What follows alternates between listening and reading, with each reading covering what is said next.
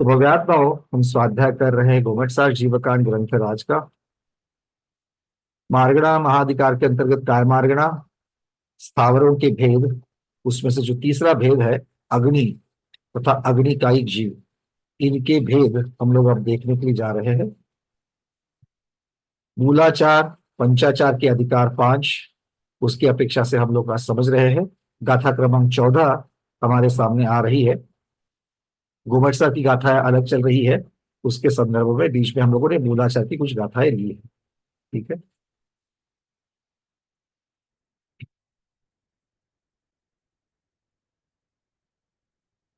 इंगाल जाल अच्छी, मुम्मूर शुद्धा गणीय अगणीय, अन्य भी एव माई ते काया समुद्दिठा। अग्नि के भेद बता रहे हैं। एक एक को पढ़ते जाएंगे और नीचे उसके फोटोग्राफ्स भी देखते जाएंगे। सबसे है इंगाल। इंगाल मतलब अंगार। देखो, अंगार कब बनते हैं?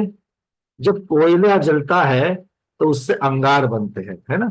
या फिर अगर लकड़ी जलती है तो लकड़ी के भी अंगार बनते हैं, तो वो अंगार। दूसरा है जाल। जाल का मतलब होता है ज्वाला, जिससे ज्वालाएं निकल रही है। ये ज्वाला आपको चित्र में दिखाई गई है। इस ज्वाला से मुझे याद आ गया, हिमाचल प्रदेश में कभी हम गए थे घूमने के लिए, तो वहां पर हमें पता चला कि एक स्थान है, वहां ज्वाला देवी के नाम से वहां पर अखंड ज्योत प्रकटित होती है।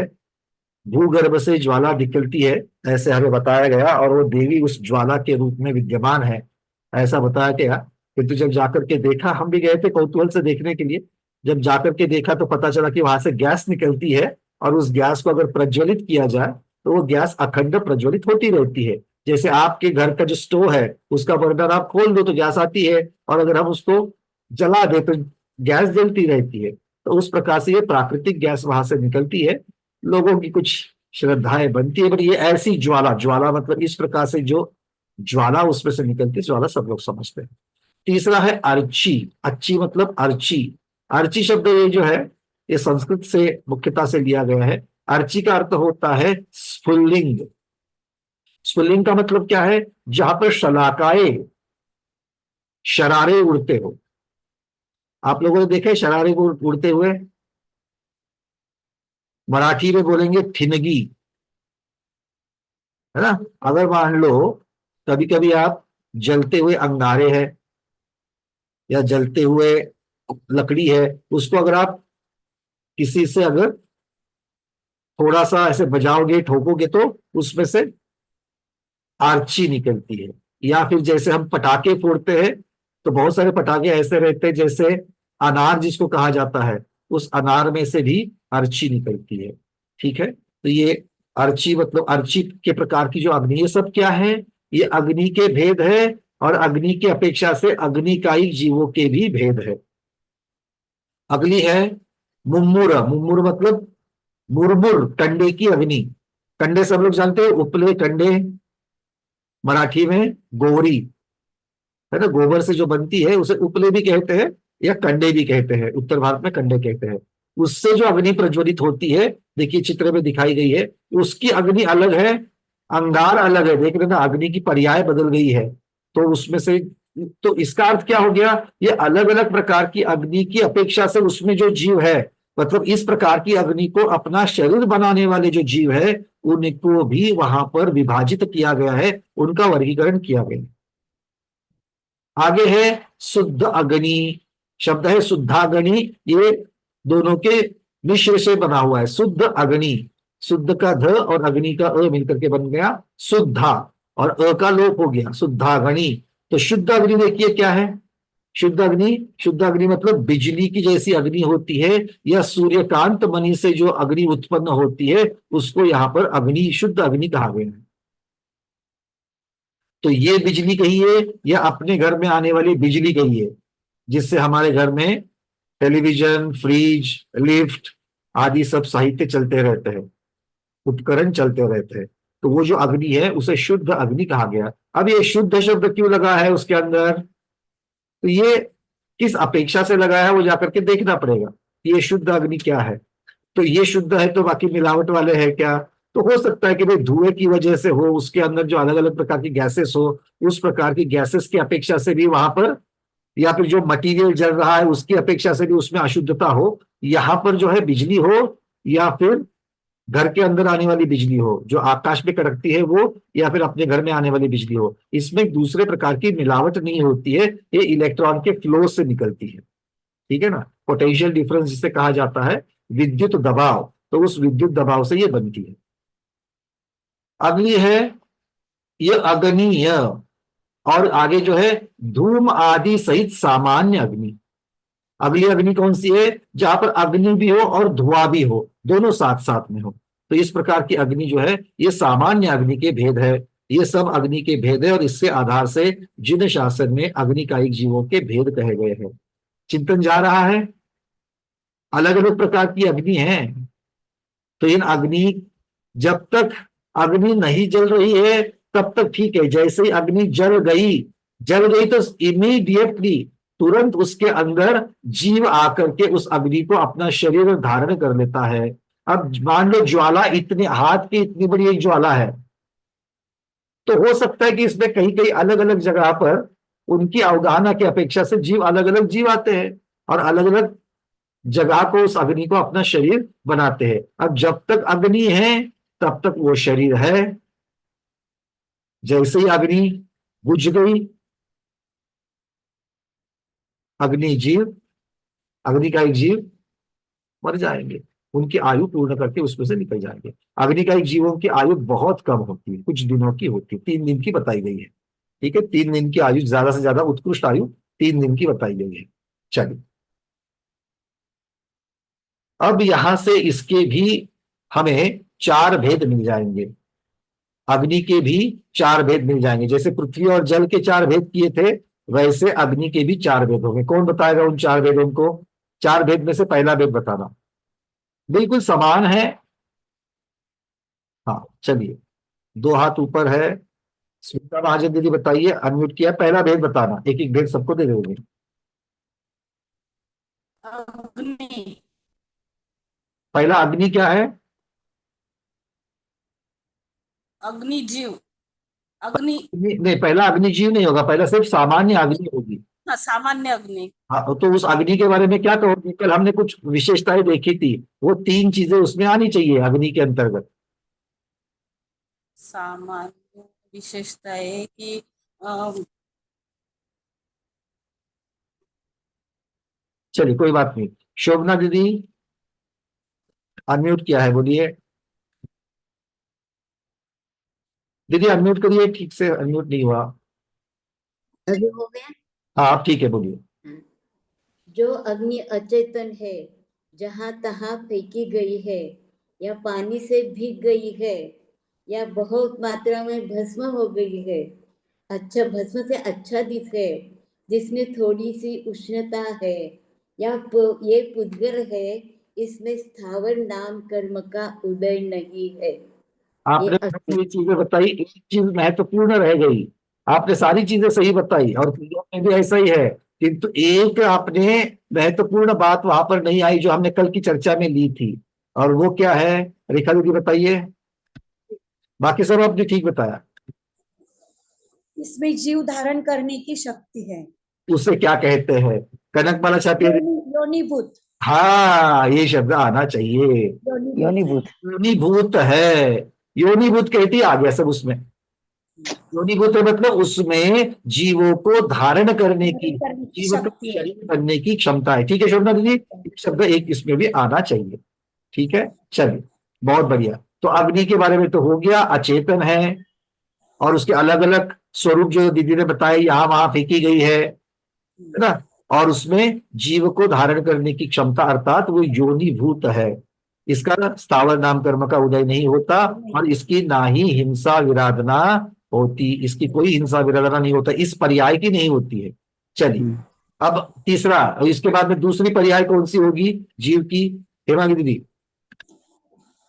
वंदना भैया, ऐसा जीव जिसने मरण करके पुराना शरीर छोड़ दिया है, अभी विग्रह गति में है, और उसका स्थावर नाम कर्म का उदय आने से वो अगले अगले अग्नि में जीव धारण करने जा रहा है। बहुत बढ़िया। तो मुख्यतः से उसने पुराने भव में मरण करके अब वो विग्रह गति में है, स्थावर नाम कर्म का उदय है, और वो विग्रह गति में है, बिना शरीर का है। तो ये सारी चीजें महत्वपूर्ण है, बिल्कुल सही। ये दूसरा भेद हो गया अग्नि जीव। अब तीसरा तीसरा भेद बताइएगा, चलिए कौन बताएगा? सुमन जैन दीदी बताइए। तीसरा अग्निकायिक। अग्निकायिक, हाँ बोलिए। हाँ, अग्निकायिक क्या? अग्निकायिक जीव। अग्निकायिक जीव। हाँ, उसका इसमें क्या बताएंगे? इसमें शरीर धारण करने की शक्ति है, इसमें भी जीव है, या और है। स्थावर नाम कर्म का उदय है। देखो दीदी, शरीर धारण करने की शक्ति तो उस अग्नि जीव में भी थी, है ना? जो विग्रह गति में आया है वो आगे चल करके जीव धारण करेगा, उसके बाद शक्ति है उसमें। और इसमें क्या फर्क है? ये वही जीव है, किंतु इसने अब अग्नि रूपी शरीर को धारण किया है। स्थावर नाम कर्म का उदय है, और इसने अभी अग्नि रूपी शरीर धारण किया है। ये दो महत्वपूर्ण बातें इसमें आ जाएगी। ठीक है, क्लियर है? चलिए, और आ जाएगा अंतिम भेद। अंतिम भेद, चौथा भेद कौन बताएंगे? कोई नया दूसरा? सरमती इंद्रा दीदी बताइए चौथा भेद।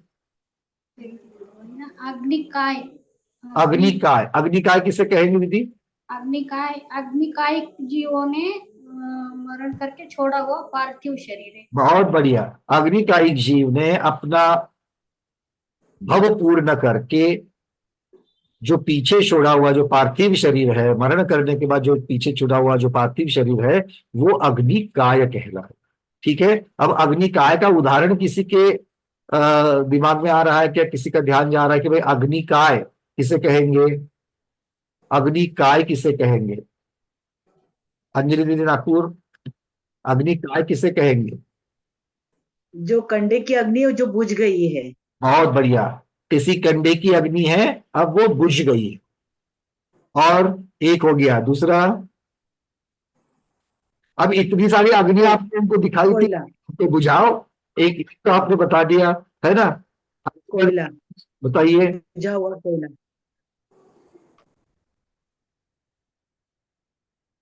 दीदी अनम्यूट करिए ठीक से।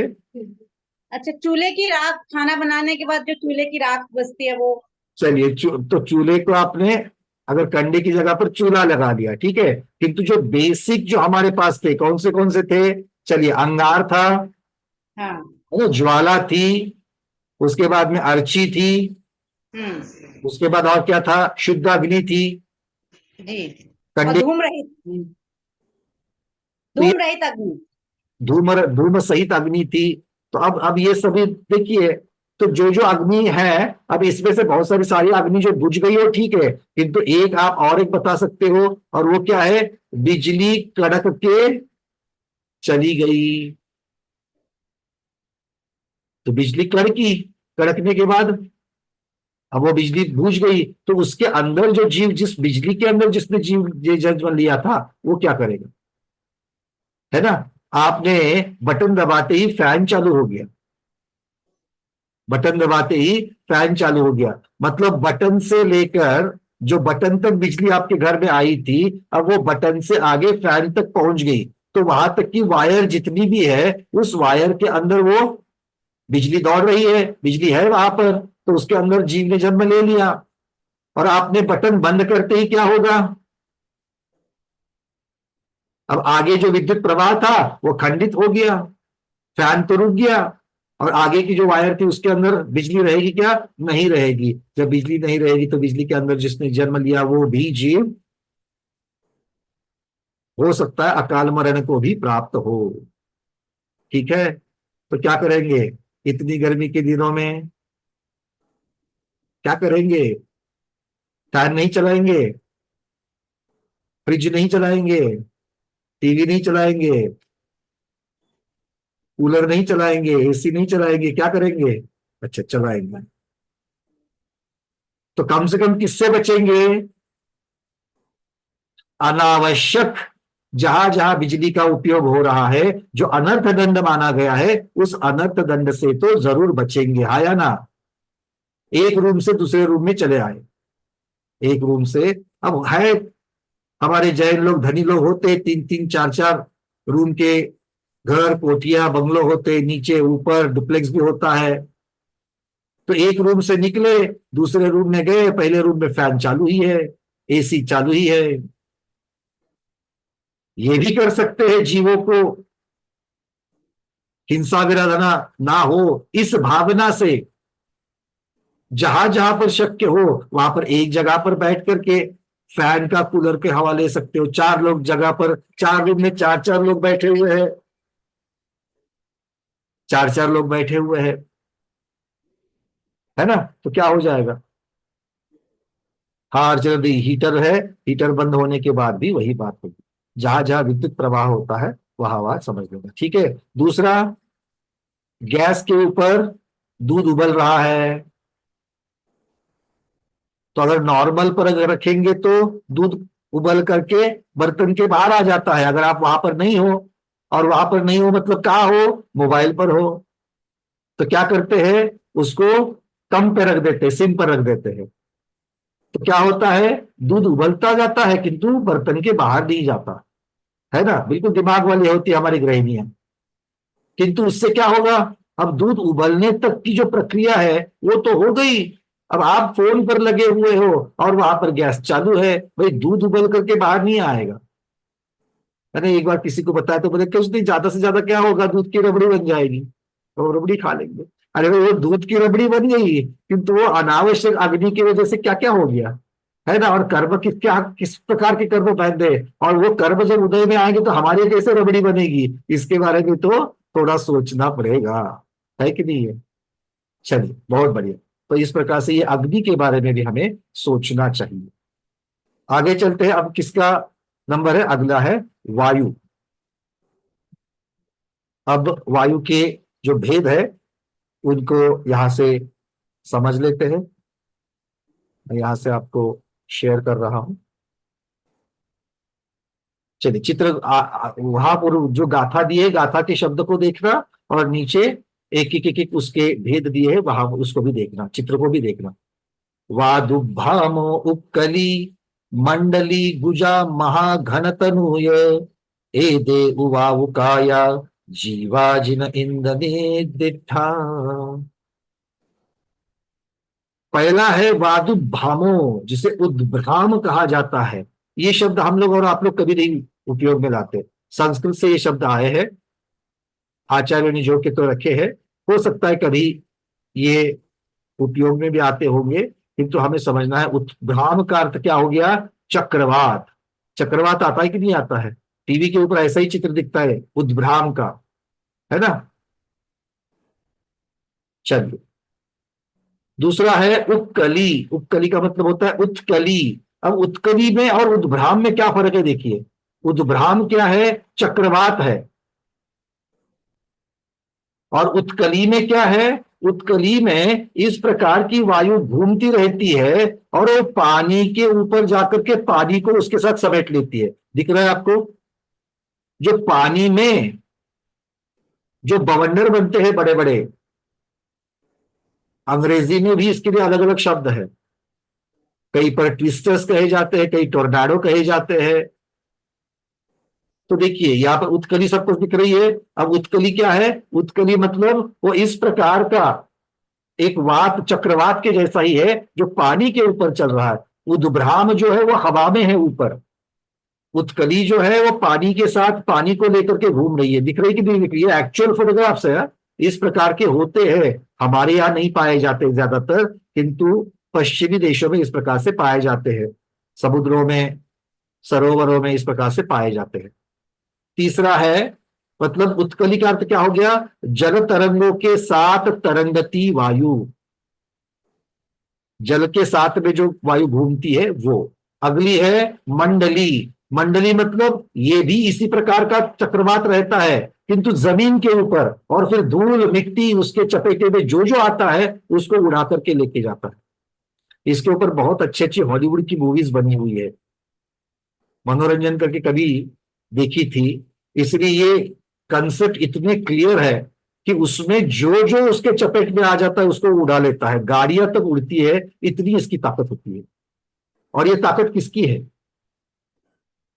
ये ताकत किसकी है? उस वायु की है। और उस वायु के द्वारा जो शरीर, अब वायु जो दबाव के ऊपर वायु चल रही है, और दबाव जो है वो तो पौद्गलिक रचना है, किंतु उसके अंदर भी तो जीव है, वायु का एक जीव है।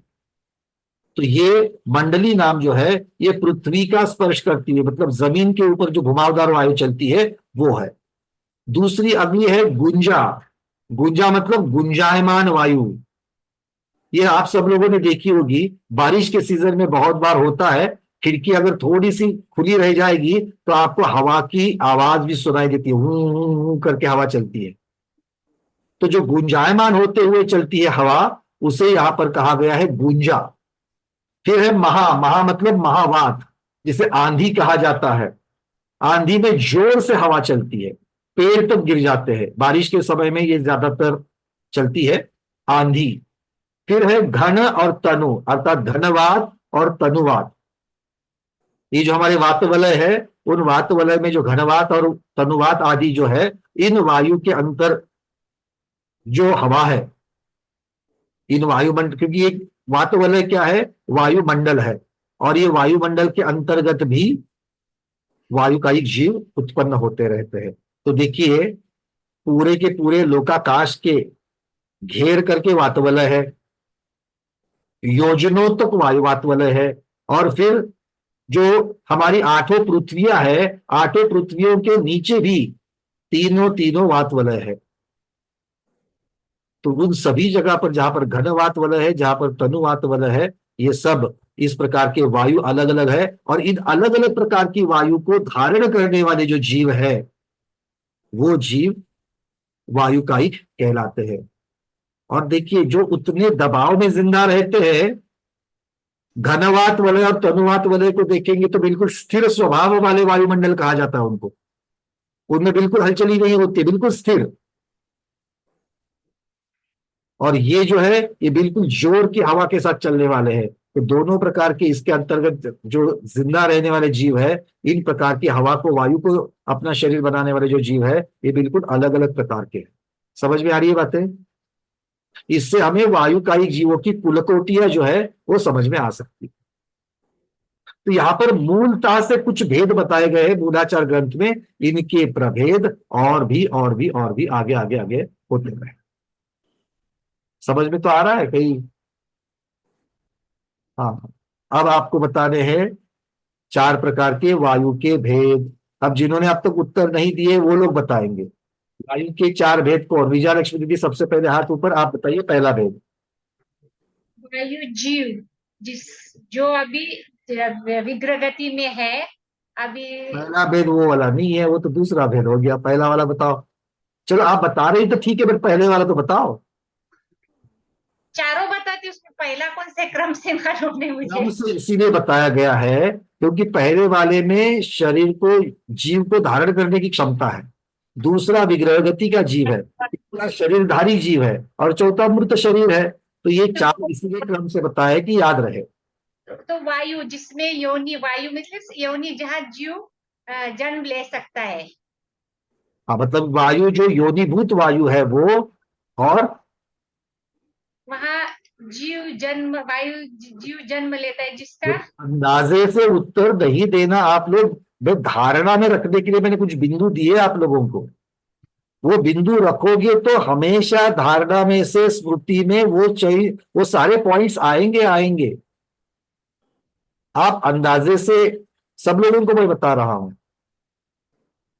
सबसे पहली बात वो अचेतन है, ये आना चाहिए। दूसरी बात वो योनिभूत है, ये आना चाहिए। तीसरा, उससे हिंसा विराधना का दोष नहीं लगता, ये आना चाहिए। चौथा, अगर बता दें तो उसके स्थावर नाम कर्म का उदय नहीं है। ये 4 बातें आनी ही चाहिए।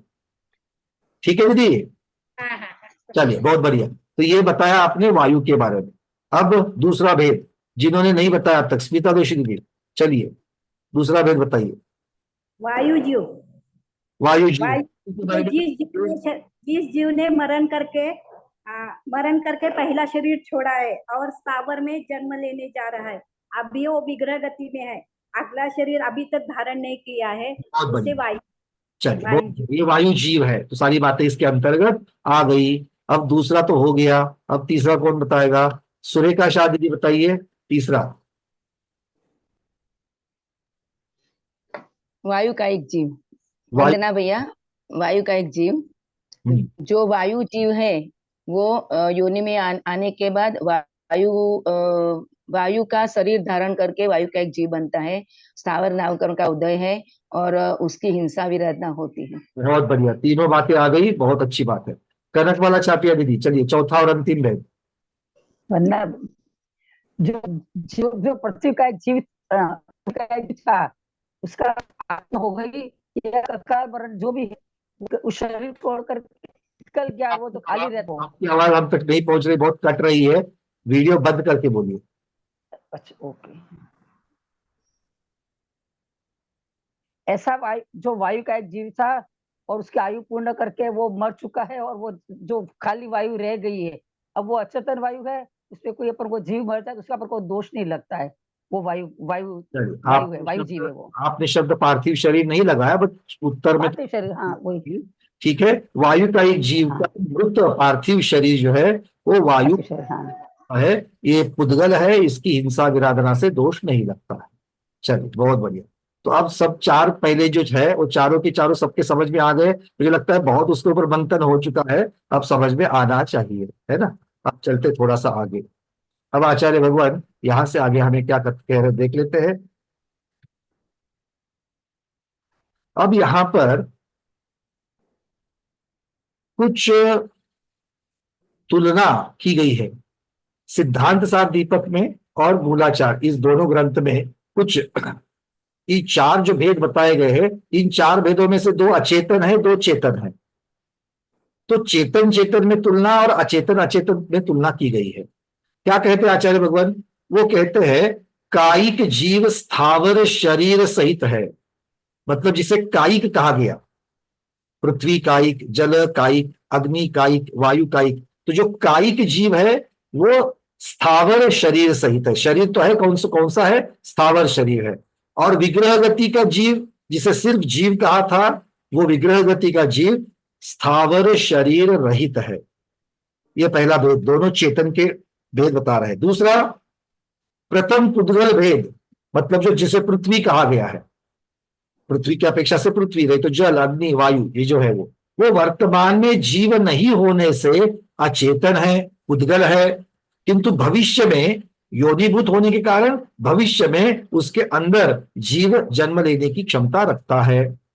उसमें जीव ने जन्म लेते ही वो पृथ्वी कायिक बन जाती है, पृथ्वी कायिक का शरीर बन जाती है, क्योंकि पुद्गल तो जीव नहीं बनेगा। तो वो जो पृथ्वी है वो पृथ्वी कायिक का शरीर बन जाती है। आचार्य भगवान यहां पर उदाहरण दे रहे हैं, जैसे मार्ग में पड़ी हुई धूल, जब तक मार्ग चलता है, दबी हुई है, तब तक वो अचेतन है, किंतु रात्रि में जैसे उसके ऊपर से गाड़ी आदि जाने का बंद हो गया, धूल आ गई, बहुत देर तक धूल आती रही, आवागमन बंद है, तो वो पृथ्वी फिर से सचेतन मतलब क्या है? योनिभूत हो जाती है, ऐसे आचार्य भगवान यहां पर कहते हैं। किंतु अब महत्वपूर्ण बात आ रही है, जो ईंट आदि है, ईंट जानते हो? ईंट, पकी हुई ईंट, पहले मट्टी को लेकर के उसको साचे में डाल करके उसको ईंट बनाई गई, और उस ईंट को पकाने के बाद, भट्टे में पकाने के बाद में वो ईंट, वो कहते हैं कि ईंट ऐसी पृथ्वी है, ये पृथ्वी काय है, इसमें कुछ भी हो जावे तो फिर से जीव जन्म नहीं लेते। मतलब कल जो हमने चर्चा करी थी वही बात यहां पर आ रही है कि सभी पृथ्वी काय फिर से पृथ्वी बनने की क्षमता नहीं रखते हैं। पहले के उदाहरण में जो रास्ता चल रहा था, जो पगडंडी चल रही थी, बहुत देर पर उस पर आवागमन ना होने की वजह से फिर मिट्टी धूल जमने से वो पृथ्वी काय पृथ्वी में बदल गई, फिर से योनिभूत हो गई। किंतु जो ईंट ये उदाहरण दिया गया है, तो वो ईंट जो है, वो ईंट किसी भी हालत में अब पृथ्वी काय से पृथ्वी नहीं बनेगी।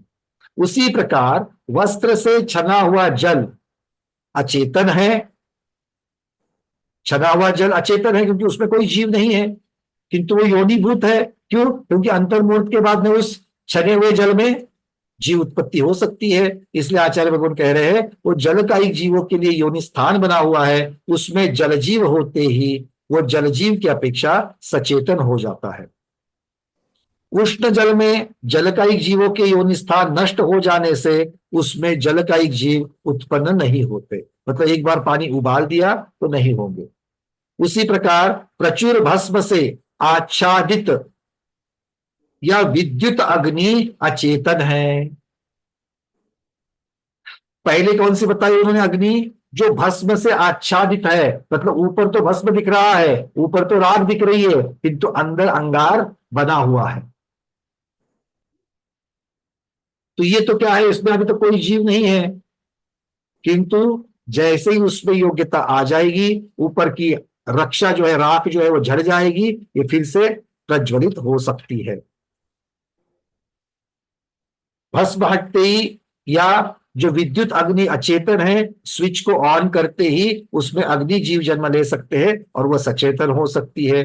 बुझी हुई अग्नि, संपूर्ण भस्म हुई अग्नि हमेशा के लिए पृथ्वीकाय बन जाती है, उसमें अग्नि जीव जन्म नहीं लेते। देखो यहां पर अग्निकायिकों में देख लेना, अग्निकायिकों में क्या बताया? जो पृथ्वीकाय हो चुका है। पृथ्वीकाय कौन सा होता है? अलग अलग प्रकार से पृथ्वीकाय होते हैं।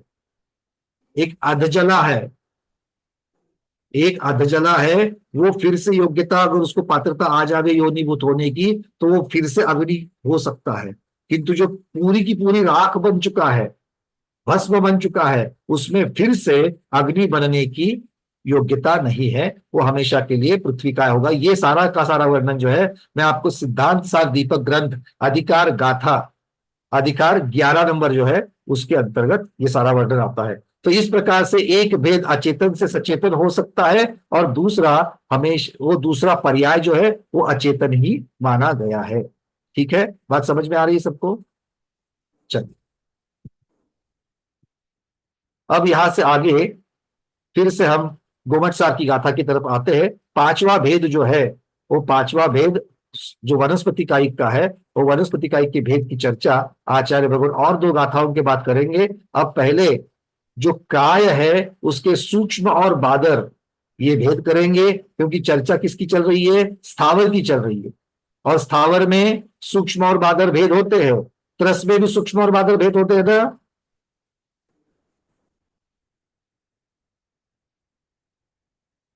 गाड़ी फिर से अटक गई।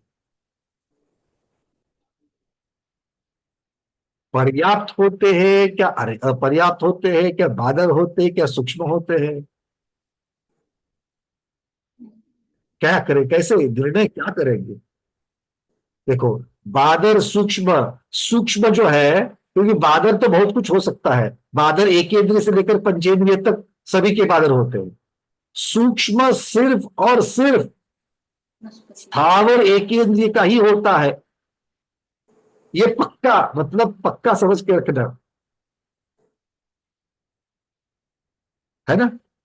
त्रस में बिल्कुल भी सूक्ष्म नहीं होंगे। पर्याप्तक अपर्याप्तक सभी में होंगे। इंद्रिय की अपेक्षा से कह रहा हूं, स्थावर त्रस की अपेक्षा से कह रहा हूं, गति की अपेक्षा से नहीं। मार्गणा में विषय बदल जाएगा। मैं क्या कह रहा हूं फिर से ठीक था। स्थावर में भी पर्याप्त अपर्याप्त होते हैं, त्रस में भी पर्याप्त अपर्याप्त होते हैं। एकेंद्रिय से पंचेंद्रिय सभी में होते हैं, मतलब सभी इंद्रिय वाले जीवों में होते हैं, सभी काय वाले जीवों में होते हैं, किंतु सभी गति के जीवों में अपर्याप्त नहीं होते।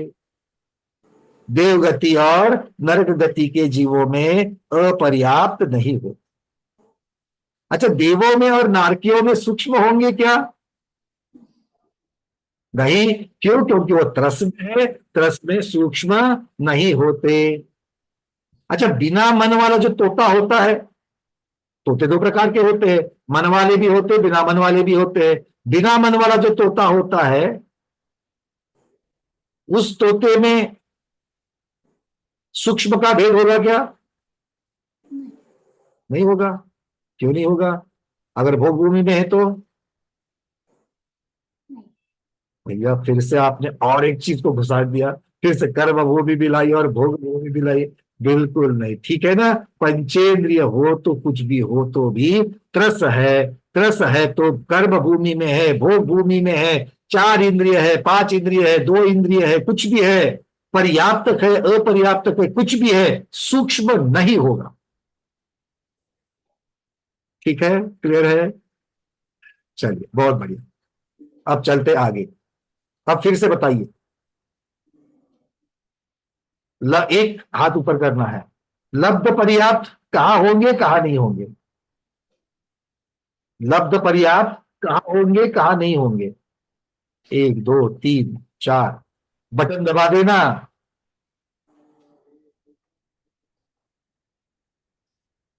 कोई नया आज जिसने उत्तर नहीं बताया? हाँ, जागृति दीदी बताइए। लब्ध पर्याप्त देव और नारकी में नहीं। देव और नारकी में नहीं होगी, ये गति की अपेक्षा हो गया। और बाकी तो सब जगह होंगी। बाकी सब जगह होंगे, माने सभी इंद्रियों में होंगे। एक ही इंद्रिय से पंचेंद्रिय सभी इंद्रिय वालों में होंगे, स्थावरों में होंगे, त्रस में होंगे, किंतु और भोग भूमि में नहीं होंगे। ठीक है, हाँ। चलिए, बहुत बढ़िया। क्योंकि क्या है ना, गति की अपेक्षा आपने देव गति और नरकी को तो हटा दिया, तो मनुष्य और तिर्यंश का भ्रम दूर करने के लिए वहां पर भोग भूमि का बताना इष्ट। ठीक है, चलिए, बहुत बढ़िया, आगे बढ़ते हैं। अब आ रही है गाथा क्रमक। बस अब एक, अब मुझे पता है कि आप सब लोगों को पता है, ठीक है ना। अब आपको मुझे बताना है, जो सप्रतिष्ठित वनस्पति होती है, जो सप्रतिष्ठित वनस्पति होती है, उसमें सूक्ष्म होते हैं क्या? प्रश्न को ध्यान से सुनना। जो सप्रतिष्ठित वनस्पति होती है, उसमें सूक्ष्म होते हैं क्या?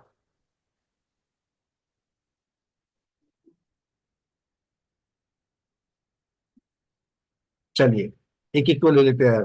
दीपा दीदी बताइए, आज आपने भी नहीं उत्तर बताया। सप्रतिष्ठित प्रत्येक वनस्पति का भेद है, और प्रत्येक वनस्पति बादर ही रहती है, सूक्ष्म नहीं होते इसमें। बहुत सुंदर उत्तर। मतलब इसमें कारण भी आ गया और सिद्धांत नियम भी उसके साथ में आ गया। बहुत बढ़िया उत्तर, समझ में आ रही बातें? अगर ये चीज बताओगे तो प्रश्नकर्ता चुप हो जाएगा। प्रश्नकर्ता को चुप करने का ऐसे उत्तर होने चाहिए। सबसे पहली बात तो बताई कि सप्रतिष्ठित ये प्रत्येक वनस्पति का भेद है, और प्रत्येक वनस्पति नियम से बादर होती है, सूक्ष्म नहीं होती है। इनके आश्रय से सूक्ष्म निगोदिया जीव हो सकते हैं, किंतु आश्रय से होने से वो मूल वनस्पति नहीं बनते। किंतु उपचार से, एकांत नहीं रखना, उपचार से सप्रतिष्ठित को भी कभी कभी साधारण कहा गया, आगे आएगा। अभी तक आपको ये चीजें नहीं बताई है, किंतु आगम में बहुत सारी चीजों को स्याद्वाद से बताया गया है। कि जैसे ककड़ी है, कुकुम्बर सब लोग समझते हो, ये तो क्या है, ये प्रत्येक वनस्पति है कि नहीं है? एक वनस्पति, एक जीव, प्रत्येक वनस्पति है, तो नियम से बादर है ना। किंतु ये जन्म के समय पहले अंतर मुहूर्त में जितनी भी वनस्पतियां होती है, जन्म के समय सप्रतिष्ठित होती है। और सप्रतिष्ठित का मतलब इनके आश्रय से निगोदिया जीव होते हैं, और उन निगोदिया जीवों का उपचार करके, जैसे अगर मान लो, अभी बोलते कि नहीं बोलते, प्रवासी और निवासी, ये उत्तर भारत में हमने सुना था शब्द। निवासी मतलब अगर मान लो कोई दिल्ली वाले हैं और अब जाकर के कलकत्ता में रहते हैं, तो क्या कहेंगे? दिल्ली निवासी, कलकत्ता प्रवासी, ऐसा कहते हैं। किंतु अभी कहाँ है? कलकत्ते में है, तो उनको कलकत्ते वाले कह लेते हैं, है ना। मतलब जहां रह रहे हैं उसकी अपेक्षा से उनका उपचार से कथन किया जाता है, वैसा ही इसका ही है। तो इसके आश्रय से निगोदिया जीव रहते हैं, इसीलिए इनको भी साधारण वनस्पति की अपेक्षा से, निगोदिया जीवों की अपेक्षा से, उस सप्रतिष्ठित वनस्पति को भी साधारण वनस्पति कहा जाता है। ये उपचार कथन है, आचार्य भगवान स्वयं आगे कहेंगे। ठीक है, आगम में अलग अलग अपेक्षाओं से वर्णन होता है, उस अपेक्षा से समझ लेना। चलिए, अब चलते गाथा क्रमांक 183 की तरफ।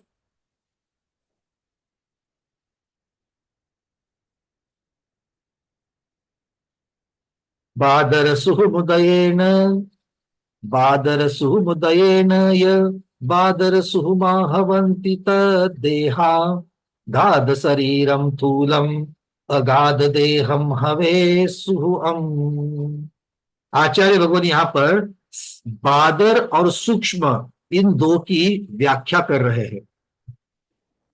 बादर और सूक्ष्म की व्याख्या कर रहे हैं, जो आपको पहले से पता है, किंतु आपको जो पहले से पता है वो यहाँ पर आगम का प्रमाण सहित सिद्ध हो रही है। आगम प्रमाण आपको मिल रहा है कि हम जो जानते हैं, हम जो मानते हैं वो इस आगम प्रमाण से है, वो गोमठ सार से है। इसलिए खुश होकर के इस गाथा को बिल्कुल पढ़िए। क्या कहते हैं आचार्य भगवान? बादर सुहुम उदयेन, बादर नाम कर्म और सूक्ष्म नाम कर्म, सुहुम मतलब सूक्ष्म, तो ये दोनों उदय न किसका उदय होता है? कर्म का उदय होता है। और बादर नाम कर्म है और सूक्ष्म नाम कर्म है। इनके उदय से जिनके देह तद देहा, जिनके देह बादर और सूक्ष्म होते हैं,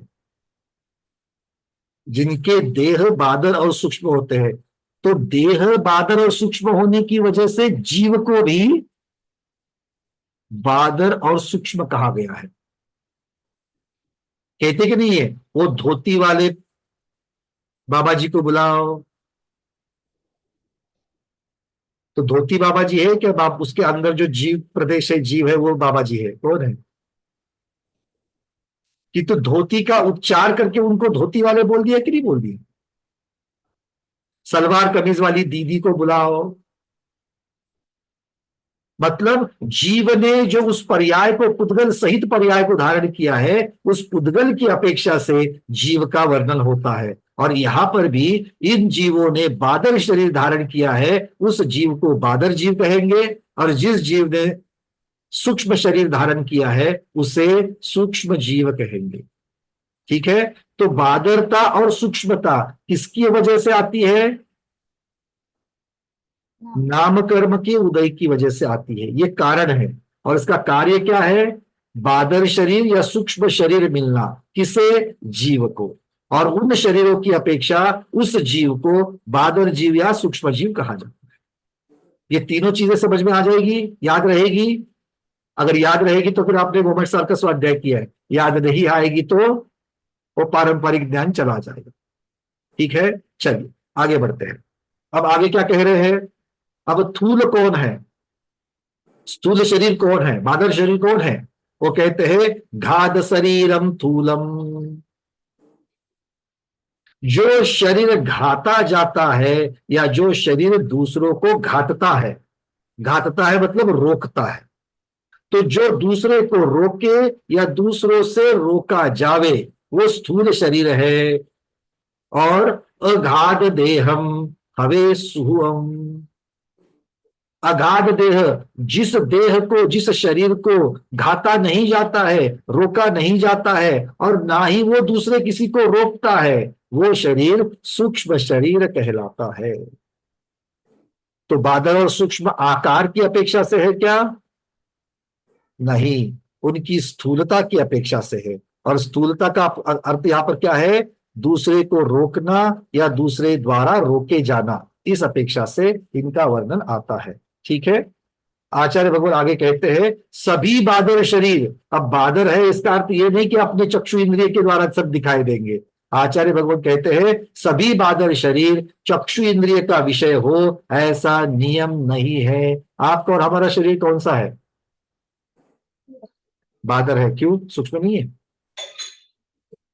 नहीं, क्यों? हम त्रस है। ठीक है ना, त्रसी है ना हम लोग, पक्का। किसी का शरीर स्थावर तो नहीं है?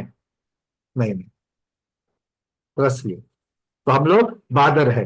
और बादर आंखों से दिख रहा है। चींटी का शरीर भी बादर है, दिख रहा है कि नहीं दिख रहा है? दिख रहा है। वनस्पति बादर है, दिख रही है। पृथ्वी बादर है, दिख रही है। जल बादर है, दिख रहा है। दिख रहा है? अरे जल दिख रहा है, जलकाई जीव कहाँ दिख रहे हैं? जलकाई जीव दिख रहे हैं क्या? कल आचार्य श्री ने क्या कहा था? बादर जलकाई भी ठंडे से निकल जाएंगे, तो फिर हम कहाँ देखेंगे उनको? तो सभी बादर शरीर चक्षु इंद्रिय का विषय होवे ही, ऐसा नियम नहीं। और सभी बादर शरीर की अवगाहना सूक्ष्म शरीर की अवगाहना से बड़ी हो, यह भी नियम नहीं। 64 अवगाहना यंत्र में देखा गया है। ठीक है, अब आगे कहते हैं जघन्य बादर शरीर की अवगाहना, जो बादर शरीर सबसे छोटा बादर शरीर है उसकी अवगाहना, उसका आकार, सूक्ष्म शरीर की अवगाहना उससे, मतलब जो सबसे जघन्य बादर शरीर जो है उससे बड़ा है सूक्ष्म शरीर। कितना बड़ा है? असंख्यात गुना बड़ा है। जघन्य बादर शरीर से सूक्ष्म शरीर, ऐसे भी सूक्ष्म शरीर होते हैं, असंख्यात गुना भी हमको मिल सकता है। सभी होंगे ऐसा नहीं, बट कुछ सूक्ष्म शरीर ऐसे होंगे जो बादर से, जघन्य बादर से असंख्यात गुना बड़ा हो सकता है। अर्थात शरीर का बादर या सूक्ष्म होना उसके आकार के ऊपर निर्भर नहीं है, तो उसके बादर और सूक्ष्म नाम कर्म के उदय से, उसके गुण की वजह से, उसकी बादरता और सूक्ष्मता इन गुणों की वजह से है। ठीक है, बातें समझ में आ रही है? चलिए अब चलते आगे। अब आचार्य भगवान अगली गाथा में हमें बताएंगे कि स्थावर शरीर की अवगाहना कितनी होती है और कौन से शरीर को आधार की जरूरत होती है। ठीक है, आधार की जरूरत किसे किसे होती है? हमें आधार की जरूरत होती है क्या? बस में खड़े हो गए तो साइड में पिलर रहता है, तो ऊपर पकड़ने के लिए बेल्ट रहता है, उसको पकड़ते हैं। लोकल में, ट्रेन में खड़े हैं तो आधार की जरूरत, उस आधार की जरूरत नहीं। स्वाध्याय के लिए बैठे मंदिर में जाकर के तो सबसे पहले ढूंढते कि पिलर, खंबे कहाँ है, खंबे को टेक कर बैठ जाए, दीवार को टेक करके बैठ जाए, है ना? इस प्रकार से बैठ जाते हैं, तो आधार की जरूरत होती है।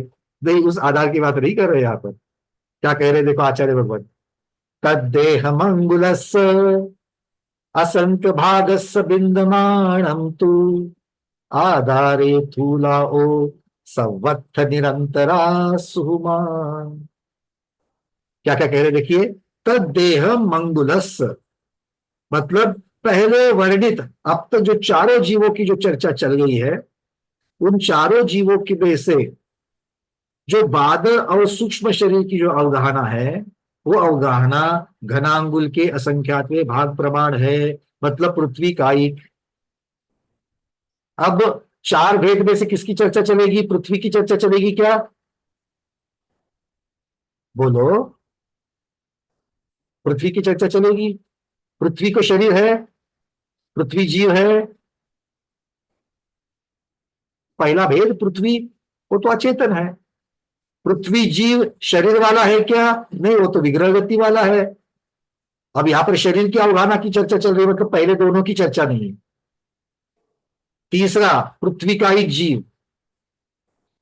पृथ्वी का एक जीव क्या कहेंगे? वो शरीर सहित है, तो उसकी अपेक्षा से कह रहे हैं पृथ्वी का एक हो, जल का एक हो, अग्नि का एक हो, वायु का एक हो। ये पहले के पहले जो चारों है, इन चारों की अवगाहना, फिर वो बादर हो या सूक्ष्म हो, इनकी अवगाहना घनांगुल के असंख्यातवें भाग प्रमाण होती है। जल्दी जल्दी कौन बताएगा घनांगुल किसे कहते हैं? किसे कहते हैं घनांगुल? मुझे याद नहीं आ रहा, इसलिए आप लोगों को पूछ रहा हूं, थोड़ी तो मदद करना मेरी। ऐसे बीच मझधार में छोड़ दोगे तो कैसे चलेगा?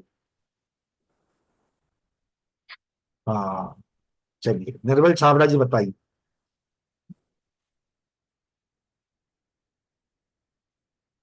अनम्यूट हो गया सर? घनांगुल किसे कहेंगे?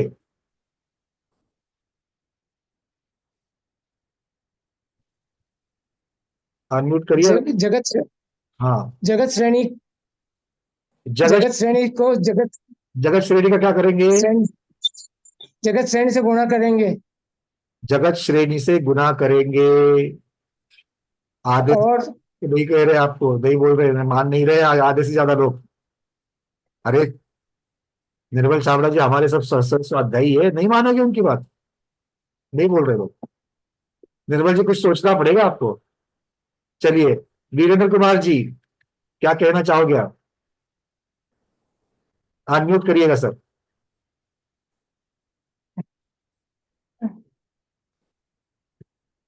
वहां पर माइक का बटन है, बस उसमें दबा देना एक बार।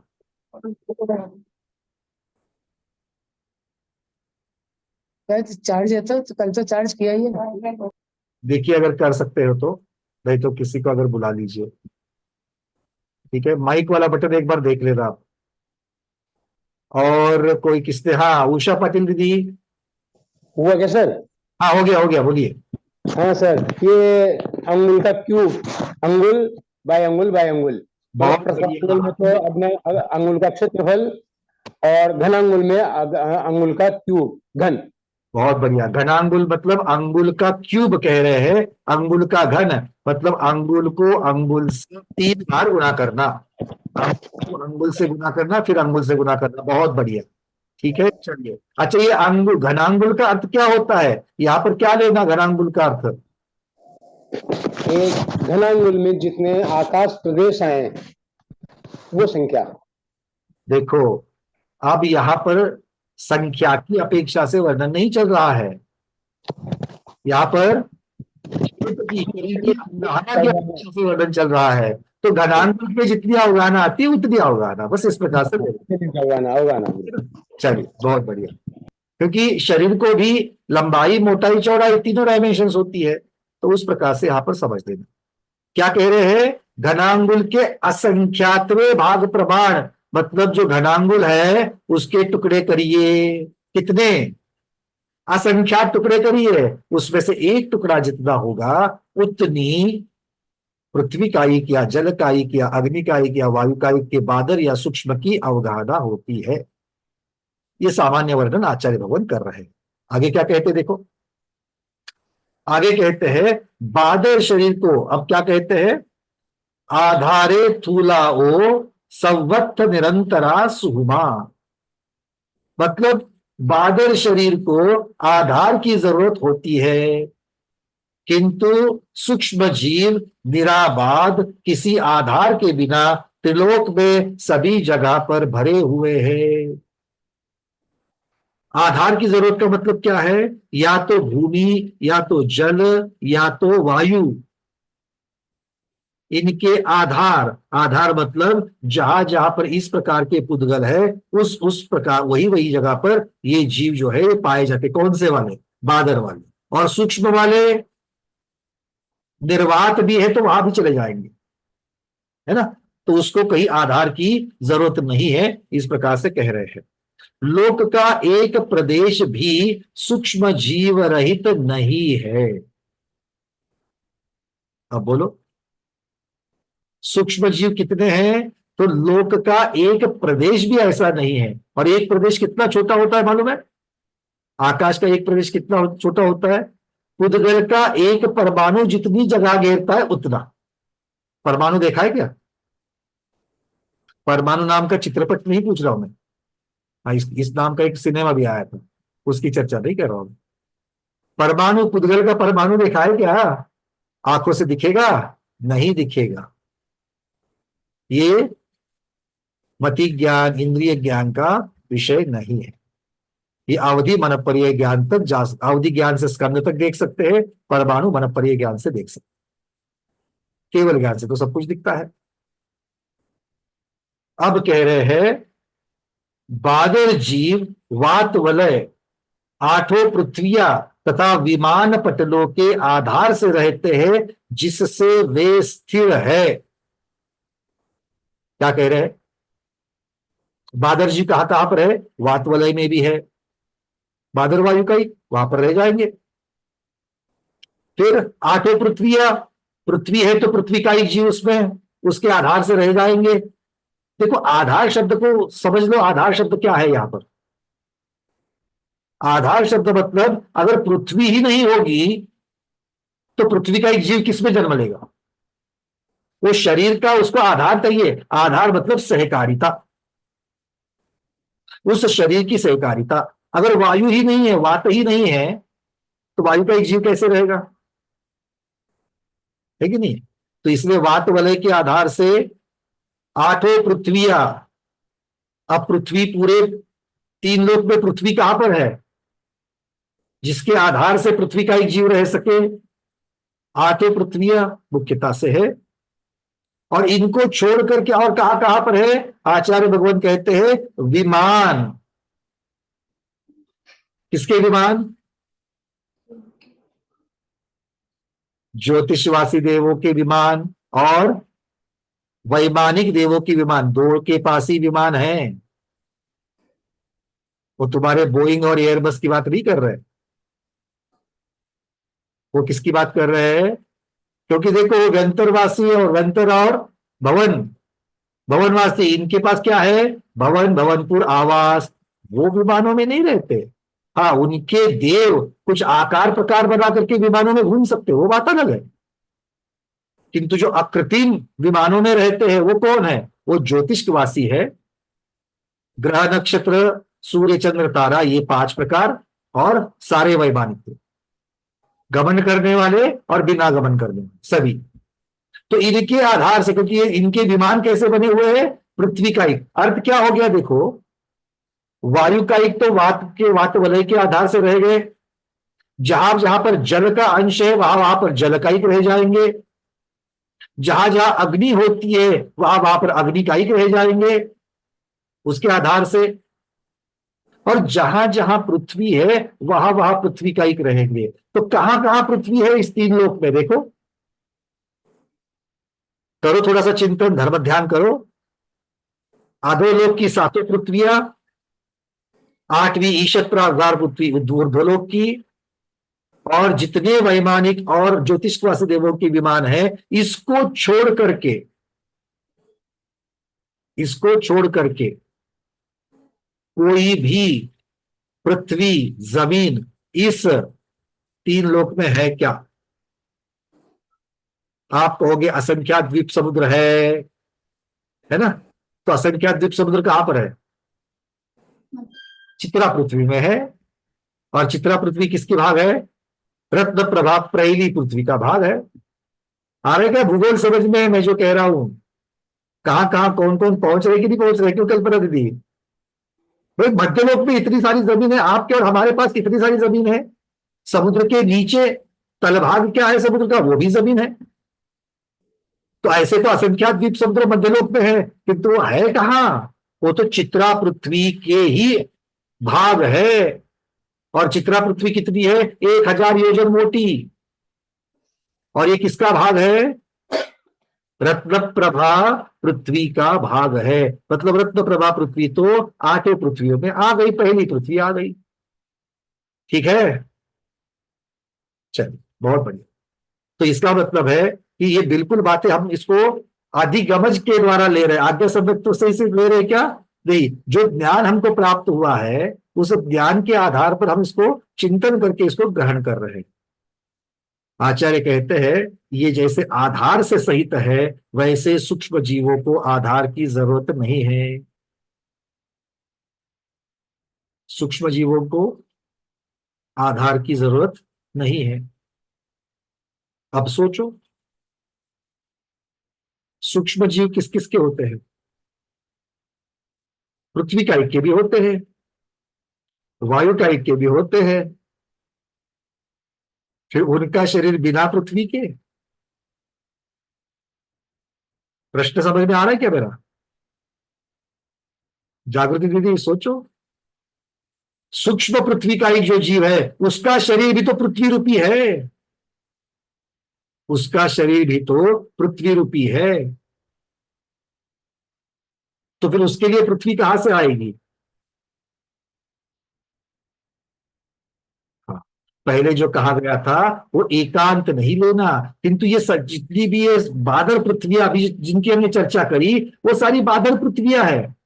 इसको छोड़ करके हमारे आजू बाजू में जितनी हवा है उस हवा के अंदर छोटे छोटे छोटे धूलिकण है कि नहीं है? धूली के कण है कि नहीं है? नीचे की जमीन तो बादल जमीन हमने ले ली, किंतु छोटे छोटे धूलिकण है कि नहीं है? और ऐसे कहां कहां पर धूलिकण है? पूरे तीनों लोकों में है। क्यों? क्योंकि पुद्गल द्रव्य तीनों लोकों में भरा हुआ है। और पुद्गल द्रव्य मतलब क्या है? इसी प्रकार से छोटे छोटे स्कंद, पुद्गल के छोटे छोटे स्कंद, और इन्हीं पुद्गल के कुछ छोटे छोटे स्कंदों को, जिनका स्वभाव पृथ्वी है, रूप रस गंध वर्ण की अपेक्षा से जो पृथ्वी है, उसको अपना शरीर बना करके सूक्ष्म जीव घूमते रहते हैं। तो सूक्ष्म पृथ्वी का एक समझ में आ गए? आ गए कि नहीं आ गए? धूलिकण जो मैंने कहा है वो भी बहुत बड़ी बात हो गई, वो भी बादर हो गया। समझने के लिए मैंने कहा सस्पेंडेड पार्टिकल्स। तो जैसे हम ठोस पृथ्वी हमको पता है, किंतु इसके अलावा भी बहुत सारे पुद्गल के स्कंद, स्कंद मतलब क्या है? छोटे छोटे समूह, ये बिल्कुल सब जगह पर तीनों लोकों में है। ठीक है, वात सब जगह पर है, जल सब जगह पर है, अग्नि जहां जहां है, जहां जहां है। तो इनके आधार से ये भी, अग्नि के भी बिल्कुल छोटे छोटे छोटे छोटे जहां पर, क्योंकि अग्नि क्या है? अग्नि पुद्गल है, योनिभूत अग्नि है। योनिभूत अग्नि का, योनिभूत अग्नि जो बिल्कुल सूक्ष्म है, उसमें अग्नि जीव जाकर के, सूक्ष्म अग्नि जीव जो है वो जाकर के उसमें जन्म ले लेगा, तो वो क्या होगा? सूक्ष्म अग्नि का एक जीव कहलाएगा। उसके सूक्ष्म नामकर्म का उदय है, उसके अग्नि कायिक स्थावर नामकर्म का उदय है, तो वो उस प्रकार से जाकर के उसमें जन्म ले लेगा। बातें समझ में आ रही है? मतलब तीनों लोकों में सूक्ष्म जीव ठसाठस भरे हुए हैं। आचार्य भगवान कहते हैं प्रत्येक प्रदेश पर वो जीव है, और प्रत्येक प्रदेश पर वो जीव है सूक्ष्म जीव की अपेक्षा से है, और उन सूक्ष्म जीवों के शरीर ऐसे ही पृथ्वी, जल, अग्नि और वायु से बने हुए हैं। मतलब वहां पर बादर पृथ्वी भी है और सूक्ष्म पृथ्वी भी है, ये दोनों है। इस प्रकार से हमको समझना चाहिए। ठीक है, बातें समझ में आ रही है? आधुनिक विज्ञान भी इसको मानता है। ठीक, चलिए अब आगे चलते हैं। आचार्य भगवान कह रहे हैं 8 जौ का 1 अंगुल होता है। 8 जौ का 1 अंगुल होता है, उसको 3 बार परस्पर में गुणित करने से घनांगुल होता है। उस घनांगुल के जितने आकाश में प्रदेश होते हैं, उसके असंख्यात खंड पड़ने पर उनमें से एक खंड, उनमें से एक मतलब घनांगुल का जितना घनफल होगा, उसके असंख्यात टुकड़े करने पर एक खंड जितना होगा, उस एक खंड की अवगाहना प्रमाण बादर और सूक्ष्म जीवों का अवगाहना होती है। आचार्य भगवान कहते हैं चारों स्थावर बादर और सूक्ष्म शरीर की उतनी अवगाहना होती है। तो बादर और सूक्ष्म चारों स्थावरों की बादर और सूक्ष्म भी है, तो कितनी होगी? घनांगुल के असंख्यातवें भाग प्रमाण होगी। ठीक है, अब इसमें कम ज्यादा किसकी है? पृथ्वी का एक का घनांगुल का असंख्यातवा भाग, अग्नि का एक का असंख्यातवा भाग, वो वाला जो है वो किसका कम किसका ज्यादा है, ये समझने के लिए क्या करना पड़ेगा? क्या करना पड़ेगा? 64 अवगाहना वाला यंत्र देखना पड़ेगा। ठीक है, तो आज का होमवर्क, अब क्लास कब होगी पता नहीं है, तो काफी समय आपके पास है। एक बार 64 अवगाहना वाला यंत्र निकाल करके जरूर देखना, जीव समाज की पीडीएफ में दिया गया है। ठीक है, और पीडीएफ कहाँ मिलेगी? लिंक भेजी गई है चारों ग्रुप के ऊपर।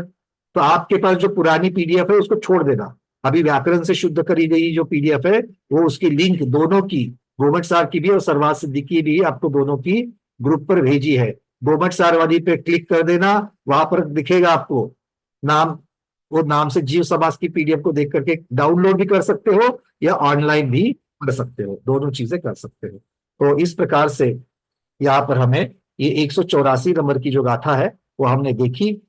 यहां से आगे वनस्पति जीवों का, स्थावर काय का वर्णन शुरू हो जाएगा। तो आज हम नया विषय जो है वो शुरू नहीं करेंगे, हमारे पास एक 10 मिनट और बाकी है। अगर आपकी और कोई जिज्ञासा होगी इनके बारे में, बादर सूक्ष्मता की अपेक्षा से, अवगाहना की अपेक्षा से, या फिर जो हमने आज अग्नि और वायु के जो 4 भेद देखे इनकी अपेक्षा से, तो आप पूछ सकते हो। पहला प्रश्न कनकवाला चापिया दीदी। भैया जी वो अग्नि का एक सूक्ष्म कैसे बताया था, एक बार वापस बताइए आप। तो अग्नि रूपी शरीर जो है बिल्कुल सूक्ष्म सूक्ष्म अग्नि जो है, अलग अलग प्रकार से, जैसे विद्युत होती है, विद्युत से प्रभावित कण होते हैं। विद्युत कैसे बनती है? जो बिजली है, बिजली कैसे बनती है? तो एक विद्युत दबाव और दूसरा विद्युत दबाव, इनमें जो फर्क है वो फर्क इतना बढ़ जाता है, और उसके बीच का जो माध्यम है वो उसमें से विद्युत को प्रवाह बनने के लिए योग्य बन जाता है, योनिभूत बन जाता है, वो उसको योग्य पात्र बन जाता है। तब जहां पर ज्यादा दबाव है वहां से कम दबाव की तरफ एक धारा बहती है विद्युत की। जैसे उच्च दबाव से कम दबाव की तरफ पानी की धारा बहती है, उसी प्रकार से विद्युत की धारा भी, धारा मतलब क्या है, इलेक्ट्रॉन का प्रवाह होता है। इलेक्ट्रॉन मतलब क्या है, पुद्गल है, क्योंकि आदम भी अग्नि को पुद्गल ही मानता है। तो इस जो चार्ज होता है वहां पर, चार्ज मतलब क्या है, विद्युत शक्ति। तो विद्युत शक्ति जो होती है तो वो एक पुद्गल से दूसरे पुद्गल में, दूसरे से तीसरे पुद्गल में, तीसरे से चौथे पुद्गल में, और ये सारे पुद्गल एक दूसरे को सटे हुए हैं, लगे हुए हैं, तो ये एक दूसरे को वो देते जाते हैं। आप लोगों ने देखा होगा, हम लोग दीपक जलाते हैं, हम लोग दीपक जलाते हैं, कभी कभी क्या होता है, उस दीपक में घी कम हो जाता है, और जब घी कम होता है तब क्या होता है, तो वो जो गर्मी है वो नीचे जो उसकी जो निरांजन या दीपक का जो धातु का भाग है उसको लग जाती है, और वो धातु का भाग भी गर्म होता है। धातु का भाग गर्म कैसे होता है, तो धातु क्या है, पुद्गल है, उसके भी परमाणु होते हैं, तो एक परमाणु गर्म होता है, उसके बाद में उसके बाजू वाला परमाणु गर्म होता है, क्योंकि ये विद्युत के जैसे वाहक होते हैं जैसे गर्मी के वाहक होते हैं। तो ये गर्मी के वाहक होते हैं, गुड कंडक्टर होते हैं, तो ये हीट को ट्रांसफर करते हैं। वैसे ही इलेक्ट्रिसिटी को भी ट्रांसफर किया जाता है। इलेक्ट्रिसिटी और कुछ नहीं, चार्ज है। अब आपके प्रश्न की तरफ आते हैं, तो पुद्गल में चार्ज होता है, जो पुद्गल चार्ज्ड है मतलब जिसमें विद्युत को धारण करने की क्षमता आ गई है, उसमें उतना विद्युत शक्ति आ गई है, ऐसे पुद्गल बहुत सारे हैं तीन लोक में। तो उसी को अपना शरीर बना करके अग्निकायिक जीव उसमें जन्म लेते, सूक्ष्म अग्निकायिक उसी में जन्म लेते। भैया जी एक मिनट और, आपने है ना वो पहले वाला मेरे ये जीव कांड का पूरा मैंने गूगल में आपने पहले भेजा हुआ था ना, पहला वाला जो पहली बार पढ़े थे, वो आपने डिलीट कर दिया है? वो हमने डिलीट किया है क्योंकि उसमें बहुत सारे चेंजेस किए जा रहे हैं, फॉन्ट वगैरह, क्योंकि उसमें व्याकरण की शुद्धता भी नहीं थी। तो वो उस समय की योग्यता के अनुसार बना था, और अभी जो है वो काफी उसमें सुधार किए गए हैं, इसलिए पहले वाला हटाया है, अभी नया वाला ही सिर्फ देखना है। कल मैंने देखा, मेरे को पहले वाला कहाँ चला गया, मैं चक्कर में पड़ गई थी। तो पुराना मॉडल निकालेंगे नहीं तब तक नया मॉडल कौन देखेगा, है ना, इसीलिए पुराने को निकालना पड़ता है। ओके चलो, किंतु उसी वो जो पुराने में था वो नए में सारा का सारा है, उसमें से एक डिलीट नहीं हुई है, उसमें और भी आगे। ठीक है, चलिए अंजलि दीदी पूछिए। ये पूछना था कि अभी जैसे आपने मंडली और घनवात का, घनवात नहीं सॉरी, मंडली के पहले क्या था, हाँ उत्कली, उसमें जैसे आपने बताया कि उसके साथ में मिट्टी वगैरह लेके वो घूमता है, तो वायु की शक्ति रहती है या उसमें वायु का एक जो जीव होते हैं उस जीव की भी शक्ति कार्यरत होती है? बहुत अच्छा प्रश्न है। गमनागमन करने की क्रियावती शक्ति किसमें है, दो ही द्रव्यों में क्रियावती शक्ति है, एक जीव में है और दूसरी पुद्गल में है। तो वो हवा जो है वो उसको बहने के लिए साधनभूत भी हो जाती है, धर्म द्रव्य का कार्य भी वहां पर, धर्म द्रव्य जो है वो कार्य भी कर रहा है वहां पर, उसके साथ साथ में वहां पर पुद्गल की भी क्रियावती शक्ति है और उसके साथ साथ में जीव की भी क्रियावती शक्ति है, दोनों चीजें हैं, यानी तीनों शक्तियां एक साथ कार्यरत है। मतलब मान लीजिए कि आप जब ट्रेन में बैठी हो और ट्रेन के साथ में आप 100 के स्पीड से ट्रेन जा रही है, तो ट्रेन की गति तो 100 की है ही नहीं है, और आपकी गति कितनी है, आपकी भी तो 100 है, क्योंकि आप भी उसी के साथ जा रहे हो। ठीक है, भले आप वहां पर विशेष प्रयास नहीं कर रहे हो, किंतु आपके भी शरीर की गति वही हो गई। तो इस प्रकार से दोनों में क्रियावती शक्ति है। तो जल का जो मंडली है वो और ये दोनों का सेम वैसे ही होगा, से वो भी पौद्गलिक दबाव के कारण ही बन जाता है, पौद्गलिक दबाव के कारण बन जाता है। ऐसे कोई देव की शक्ति जैसे उलट पलट करने की शक्ति है, वैसी वायुकायिक जीवों की नहीं बताई गई है। ठीक है, लेकिन तो वायुकायिक में शक्ति तो है, किंतु मुख्यता से ये पौद्गलिक शक्ति, ऐसा समझ। विजयलक्ष्मी दीदी, फिर उसके बाद रेखा दीदी, अंतिम प्रश्न।